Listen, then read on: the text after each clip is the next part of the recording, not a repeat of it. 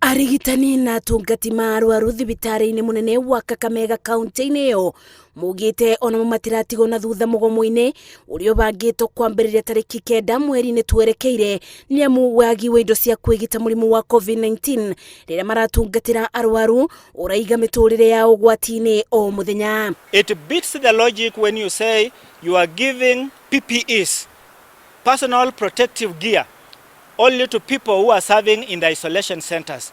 And yet, the nurse, the clinical officer, the public health officer, the lab technician, who is at dispensary level, is still meeting these very patients and serving them.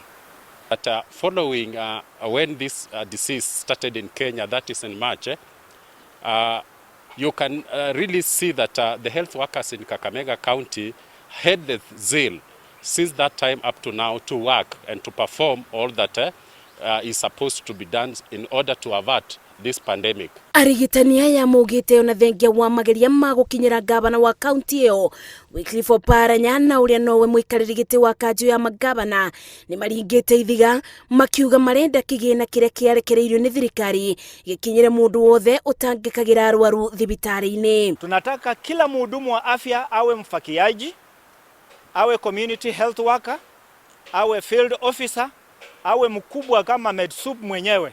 Kila mtu apewe 30,000 shillings enhanced risk allowance. Thengia na ũguo mugĩte ũtheru thibitarĩ-inĩ cia Bungoma nĩ ũrabatara kũrorwo na kuona matikoretwo makĩiguo mebotorete gũkanyitanĩra na arigitani angĩ othe bũrũri-inĩ tarĩki 9 mweri-inĩ twerekeire nĩguo gũtigĩrĩra mogarũrũku nĩ mekĩka.